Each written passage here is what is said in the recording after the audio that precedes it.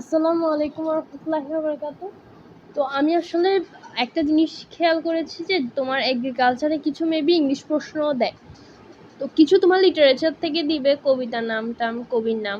দেন কিছু তোমার গ্রামাটিক্যালস রুলস অনুযায়ী দিবে। আমার আসলে একটা জিনিস বলার আছে তোমাদেরকে যে কেউ কখনো এটা মনে করিও না যে চান্স পাওয়ার জন্য মনে হয় ৮০ কিংবা ৯০ লাগে। একটা ভালো র্যাঙ্ক কিংবা পজিশন করার জন্য আসলে তোমার ১০০তে 80% এটা অনেক বেশি, সত্যি বলতে। আর চান্স পাওয়ার জন্য তোমার হাইয়েস্ট যে কোনো ভার্সিটি বলো, যে কোনো কিছুতেই বলো, তোমার 65% বা 70%-এর মতো মার্ক লাগে।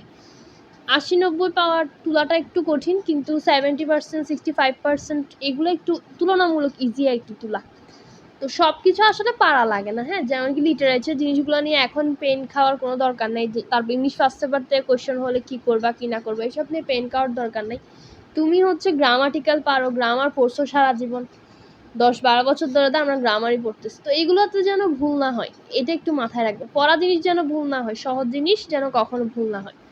তো আমি তোমাদেরকে জাস্ট একটা হচ্ছে আসলে ইংলিশ কোয়েশ্চেন সলভ করাবো, শুধুই একটা। কারণ হচ্ছে আমি তোমাদেরকে একটু মানে দেখাতে চাচ্ছি যে আমি আসলে যখন ইংলিশ পড়তাম আর কি অ্যাডমিশনের সময়, তখন আসলে কিভাবে হচ্ছে ইংলিশটা শেষ করছিলাম।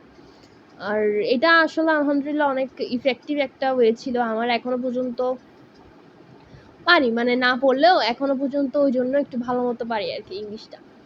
তো আচ্ছা, এই একটা এক্সাম্পলই দেখাবো, হ্যাঁ। If teaching dash more comma fewer teachers would leave the profession. এখন এটা হচ্ছে ইফ কন্ডিশনাল সেন্টেন্সের তোমার একটা প্রশ্ন। তো পেইস আছে অপশনে, ইজ পেইং আছে, পেইড আছে, হ্যাজ পেইড আছে, তারপর হচ্ছে যে কি হ্যাড পেইড আছে। এখন একটা জিনিস বোঝার চেষ্টা করো, আগে হচ্ছে আমরা রুলস চিন্তা করবো না, আগে আমরা একটু মানে এমনিতে উত্তর করার চেষ্টা করবো। পেইস আর হ্যাজ পেইড, এই পেইস ফার্স্টে ইজ পেইং তো কোনো সময় হবে না। দেখো ইফ টিচিং ইজ পেইং দুটাই হয়ে যাচ্ছে না, তাহলে ফার্স্টে এটা ধরো না, তোমার কন্টিনিউয়াসের কোনো কথা ছিল না, তাহলে এটা বাদ, প্রথমে ইজ পেইংটা বাদ। এবার আসি,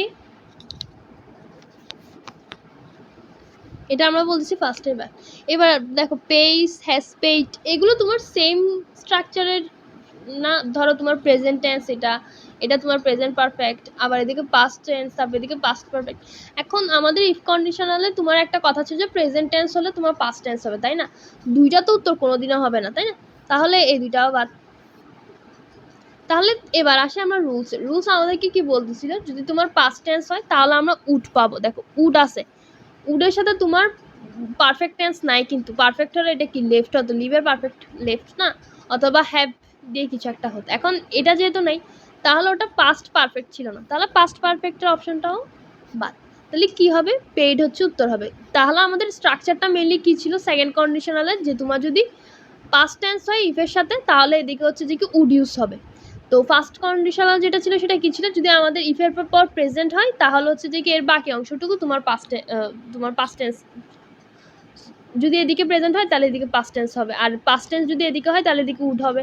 যদি পাস্ট পারফেক্ট হয় তাহলে এদিকে কি উড, এর উডের সাথে তোমার পারফেক্ট টেন্সের কিছু একটা হবে। তাহলে এই তিনটা গেল হচ্ছে রুলস। তাহলে আমাদের তিনটা রুলসই পড়া শেষ। এবার আসো, এবার আমরা লাইনটা আরেকবার একটু খেয়াল করবো যে আমরা মানে প্রশ্ন পড়ে এক্সট্রা কিছু শিখতে পারি কিনা। দেখো if teaching dash more fear teacher would leave the profession. এখন একটা জিনিস মাথায় রাখবা, দা এর পর আর্টিকেলের পর যদি তোমার একটা ওয়ার্ড থাকে সেটা হচ্ছে নাউন হয়, তাহলে প্রফেশন ওয়ার্ডটা হচ্ছে তোমার নাউন, হ্যাঁ। তারপর আরেকটা জিনিস দেখো, ফিয়ারের পর তোমার টিচার্স আছে। ফিয়ার ওয়ার্ডটা কি, মানে এই ওয়ার্ডটা তোমার মেনলি কম বোঝায়, হ্যাঁ, নেগেটিভ সেন্সে প্রকাশ পায়। তো ফিওয়ার যখন বলতেছে ইয়ার ফিভার, তখন টিচার্স হয়েছে, দিচ্ছে টিচার হয়নি, টিচার্স হয়েছে, এস ইউজ হয়েছে। তো এটা, তো এই দুইটা দেখো, মোর ফিওয়ার এগুলো তোমার কম্পারেটিভ ওয়ার্ড না, তাহলে হচ্ছে কম্পারেটিভ ওয়ার্ডের মধ্যে আমরা তোমার মানে একটা পার্থক্য করছি আর কি মেল। তাহলে জিনিসটা বুঝতেছো, একটা জিনিস থেকে তুমি অনেকগুলো কথা বলতে পারতেছো, যে টিচার্স হবে এস হচ্ছে তোমার, তোমার যদি জিজ্ঞাসা করে সিঙ্গুলার নাও নাকি প্লোরাল নাও, ওটা উত্তর করতে পারতেছো। তো একটা কোয়েশ্চেন পড়ার সময় চেষ্টা করবা তোমার মাথায় কতগুলো কনসেপ্ট কাজ করে সেটাই হচ্ছে উত্তর দেওয়া। তো এটা জাস্ট একটা ইফ কন্ডিশনাল তোমাদেরকে প্র্যাকটিস দেখাইলাম, দেন বাকিগুলো হতো আছে। আচ্ছা পরেরটা একটু দেখাই দিই, হ্যাঁ। If he had not been, দেখো হ্যাড নট বিন আছে, তাহলে perfect past perfect. Past perfect যেহেতু, তাহলে উডের সাথে তোমার পাস্ট পারফেক্ট হবে। Dash he dash slip so quickly, তো ডিডেন্ট ফেল তো জীবনও হবে না, ডিডেন্টটা তো তোমার পাস্ট টেন্স। বলছি যে কি পাস্ট পারফেক্ট যেহেতু এখানে আছে, তাহলে উডের সাথে কিছু একটা, তাহলে উড ছাড়া বাকি যেগুলো আছে ফার্স্টে উড যেহেতু নেই সেগুলো আমরা বাদ দিয়ে দিই।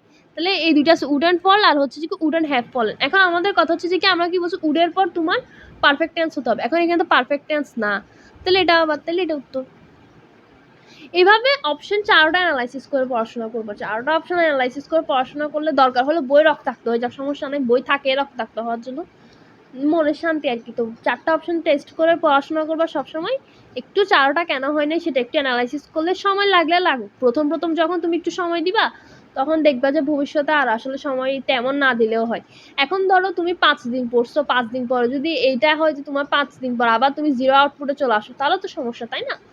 তো ওটাই আর কি, যে অ্যাটলিস্ট 100% পড়াশোনা করার পর 80% যেন তোমার 1 সপ্তাহ পর মনে থাকে, ওই রকমভাবে হচ্ছে আসলে পড়াশোনাটা করতে হবে। আর পড়তে পড়তে আসলে তুমি নিজে বুঝতে পারবা যে কিভাবে পড়লে তোমার জন্য ইফেক্টিভ হয়। এখন আমি এইভাবে পড়তাম, আমার জন্য ইফেক্টিভ ছিল। এখন তুমি কিভাবে পড়লে তোমার জন্য ইফেক্টিভ হবে, আপস টু ইউ, ঠিক আছে? তো এই হচ্ছে কথা। ইংলিশও একটু একটু পড়বা, রুলস বেস যেগুলো আছে। দেন হচ্ছে তোমার ভোকাবুলারি যদি শিখতে হয়, প্রতিদিন আপুর মতো হচ্ছে 10টা ওয়ার্ড শিখে নিবা।